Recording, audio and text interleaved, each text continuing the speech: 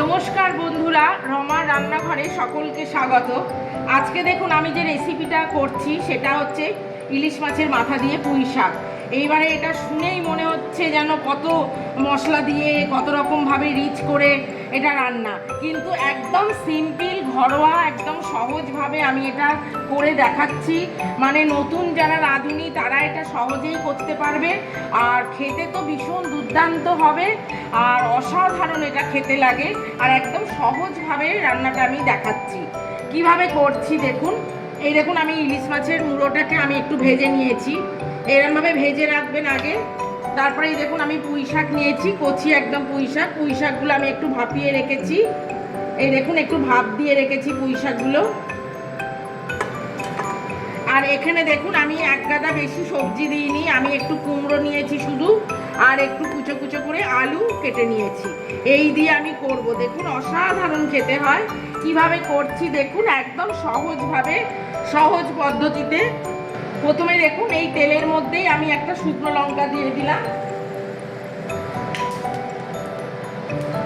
আর একটু পাঁচ ফোড়ন দিয়ে দিচ্ছি। তারপরে আলুগুলো ছেড়ে দিলাম।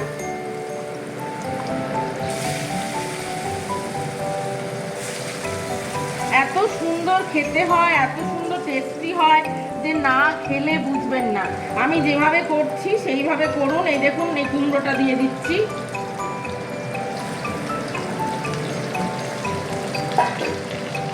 এটা আমি দেখুন একটু ভেজে নেব।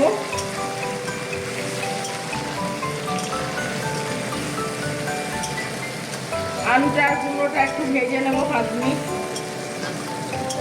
এই যে দেখুন বন্ধুরা, এটা আমার একটু ভাজা হয়ে গেছে। এর মধ্যে দেখুন আমি একটু নুন দিচ্ছি। নুনটা আপনারা আপনাদের আন্দাজ অনুযায়ী দেবেন, যেরকম করবেন তরকারিটা মাপের সেই মতন দেবেন। এই একটু হলুদ দিয়ে দিলাম। কোনো মশলাপাতি নয়, কিছু নয়, অথচ খেতে দুর্দান্ত স্বাদের হয়। একটু জিরের গুঁড়ো দিলাম সামান্য। আর এই দেখুন দুটো কাঁচা লঙ্কা 3টে ফাটিয়ে দিচ্ছি। ঝালটা আপনারা যেরকম খান সেই অনুযায়ী বুঝে দেবেন। আর কিচ্ছু এতে লাগবে না। এই দেখুন এবারে আমি শাকটা দিয়ে দিচ্ছি।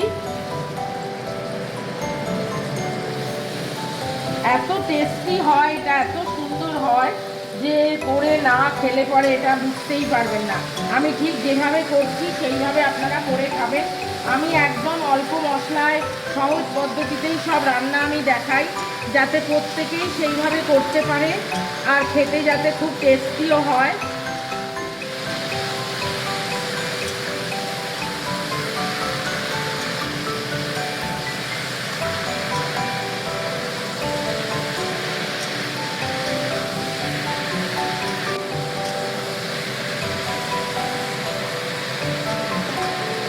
এবার একটু জল দিয়ে দেব।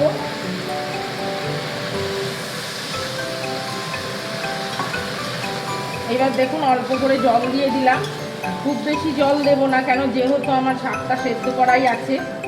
আনাজগুলো একটু সেদ্ধর জন্য অল্প একটু জল দিয়েছি। আর এই ভাজা মুড়ো যেগুলো ভেজে রেখেছিলাম সেগুলো আমি ওপরে সাজিয়ে দিলাম।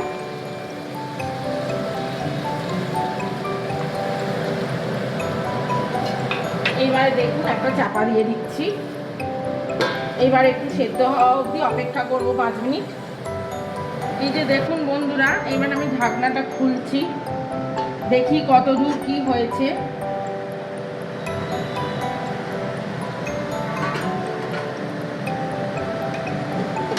এই যে দেখুন জলটা অনেকটাই শুকিয়ে এসছে। এইবারে দেখুন আমি এই মুড়োগুলো একটু একটু করে ভেঙে দেবো, বেশি ভাঙবো না, কেননা তাহলে বেশি কাঁটা ছড়িয়ে গেলে পরে খাওয়া যাবে না। আলতো আলতো করে একটু ভেঙে দেব।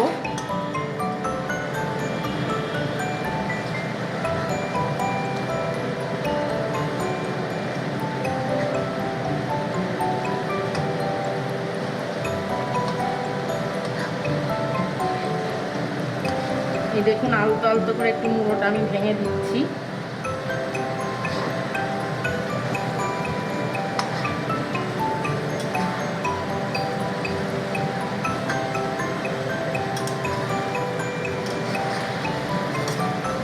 এতটাই সুন্দর খেতে হয় বন্ধুরা, আপনারা না খেলে পরে বুঝবেন না। এটা খেয়ে দেখবেন, রান্নাটা আমি যেভাবে করলাম সেইভাবে রান্নাটা করবেন, করে খেয়ে দেখবেন কেমন লাগে আমাকে জানাবেন। আমার চ্যানেলটাকে লাইক করবেন, শেয়ার করবেন, সাবস্ক্রাইব করবেন, পাশে বেল আইকনটা ক্লিক করে দেবেন যাতে আমি যে কোনো কিছু রান্না ছাড়লেই আপনাদের কাছে সহজেই যাতে পৌঁছে যায়।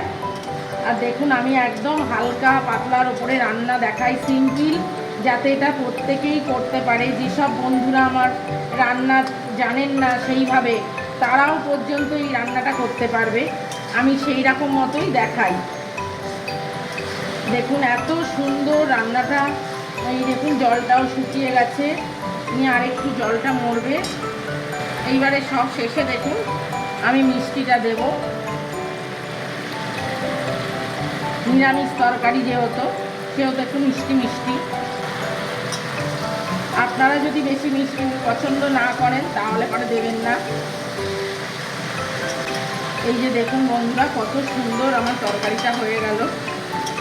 ঠিক আমি যেভাবে দেখালাম আপনারা ঠিক এইভাবে করুন, করে খান, কেমন লাগে আমায় জানাবেন। আমার চ্যানেলটাকে লাইক করবেন, শেয়ার করবেন, সাবস্ক্রাইব করবেন, আর পাশে বেল আইকনটা ক্লিক করে দেবেন। আমি ঠিক যেভাবে করলাম, যেভাবে দেখালাম ঠিক সেইভাবেই বন্ধুরা করবেন। তাহলে আজকে এই পর্যন্ত, নমস্কার।